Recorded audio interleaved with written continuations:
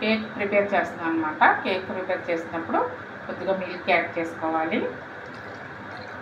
కొద్దిగా మిల్క్.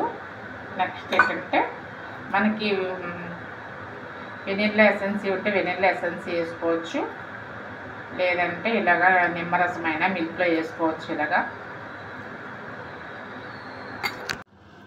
వేరొక బౌల్లోని మనం కొద్దిగా ఆయిల్ తీసుకోవాలి. అది రిఫైండ్ ఆయిల్ అయినా పర్వాలేదు, లేదంటే మనం బటర్ అయినా తీసుకోవచ్చు. ఇంకా నెక్స్ట్ ఏంటంటే అందులోని కొద్దిగా షుగర్ వేసుకోవాలి.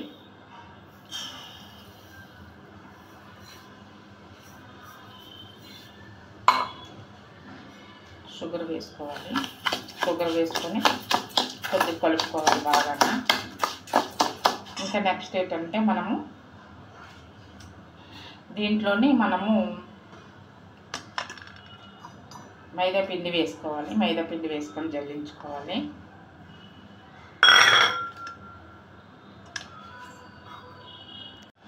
నెక్స్ట్ ఏంటంటే నేను కొద్దిగా మైదా పిండి, నెక్స్ట్ కొద్దిగా గోధుమ పిండి కూడా వేస్తున్నాను దీంట్లోని.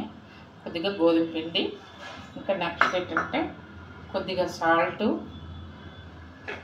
ఇంకా నెక్స్ట్ బేకింగ్ పౌడర్ కొద్దిగా ఒక స్పూను, 1 స్పూన్ వేయాలి, ఎక్కువ వేయక్కర్లేదు. 1 స్పూన్లో సగము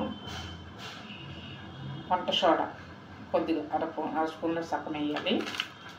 ఇవన్నీ వేసుకొని మళ్ళీ ఒకసారి దీన్ని మనం ఇలాగా జల్లించుకోవాలి.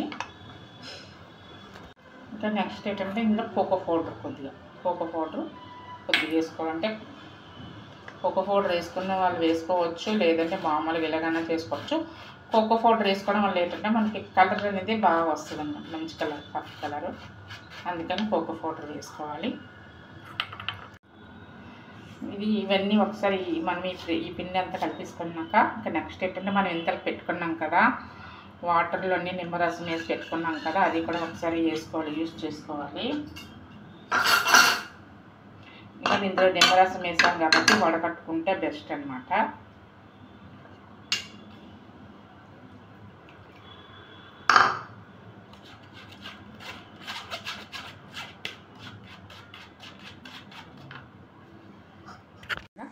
మనం కుక్కర్ పెట్టుకొని, కుక్కర్ లేకపోతే దలసరి గిన్నెలోనైనా పెట్టుకోవచ్చు.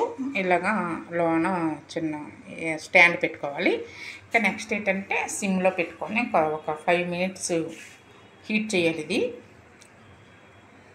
ఈలోపు ఏంటంటే మనము ఒక గిన్నెకి నెయ్యి అయినా లేకపోతే బటర్ అయినా అప్లై చేసుకోవాలి. ఒక గిన్నెకి బటర్ అయినా లేకపోతే ఆయిల్ అయినా అప్లై చేసుకోవచ్చు. ఇంకా నెక్స్ట్ ఏంటంటే మైదా పిండి కొద్దిగా మనకి కేక్ అదంతా గిన్నెకి అంటుకోకుండా మైదా పిండిలో వేసుకొని మొత్తం గిన్నె అంతా ఇలాగ అప్లై చేసుకోవాలి. ఇంకా నెక్స్ట్ ఏంటంటే మనం ఇలా కలిపింది ఉన్నది కదా, మనం ఈ కోకో పౌడర్ ఇవన్నీ కలిపి ఉంచాం కదా, ఇది మనం ఈ అప్లై చేసిన గిన్నెలోని పిండి అప్లై చేసిన గిన్నెలోని మనం ఇలాగ ఈ కోకో పౌడర్ వేసుకోవాలి. మొత్తం అంతా వేసుకోవాలి.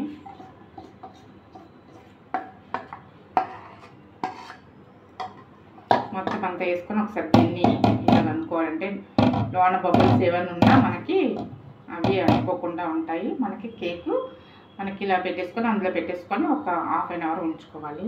ఇలాగ మనం పెట్టేసుకోవాలి. ఇలా పెట్టేసుకునే తర్వాత మనము దీన్ని మూత పెట్టేసుకోవాలి. మూత పెట్టుకునే తర్వాత మనము నైఫ్తోనన్నా ఒకసారి మనం ఒక ½ an hour అయిన తర్వాత టెస్ట్ చేసుకుంటే కేక్ అయింది లేనిది తెలుస్తుంది అన్నమాట మనకి.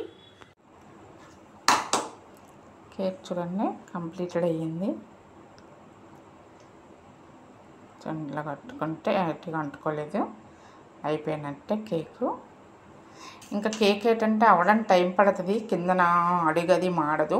మనం ½ an hour అంటే ½ an hourకి ఒకవేళ అవ్వకపోయినా ఇంకా మనం ఒక 20 minutes అన్నా ఉంచుకోవచ్చు. కేక్ అయిన వరకు మాడదు, ఉంచుకోవచ్చు, ఏటి అవ్వదు. ఓకే, కేక్ కంప్లీట్ అయ్యింది. ఇది ఏంటంటే మనకి కేక్ తీసిన తర్వాత కొద్దిగా చల్లారిన తర్వాత అప్పుడు మనము దీన్ని తీయాలి. అప్పుడు కేక్ నీట్గా అనేది బాగా అనేది వస్తుంది. మనకి కేక్ రెడీ అయిపోయింది. మనం ఇలా తయారు చేసుకోవచ్చు కోకో పౌడర్తో కేకు. చూడండి ఎంత బాగా నీట్గా వచ్చిందో. చూసారా పంపీగా బాగా వచ్చింది, క్రిస్పీగా కూడా ఉన్నది. ఇంకా టేస్ట్ చేయడమే అలా ఉంటుంది అనేది.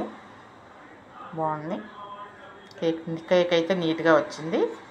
ఇలా మనం చేసుకుంటే ఇంకా దీంట్లో మనము చెర్రీస్ అవన్నీ కూడా వేసుకోవచ్చు. నేను అవన్నీ చేయలేదు, వేసుకుంటే వేసుకోవచ్చు. చెర్రీస్ వేసుకోవచ్చు, తర్వాత ట్రూటీ ఫ్రూటీస్ వేసుకోవచ్చు, ఇంకా జీడిపప్పులు అవన్నీ వేసుకోవచ్చు. నేను మామూలుగా ప్లెయిన్ కేక్ చేసాను. ఓకే.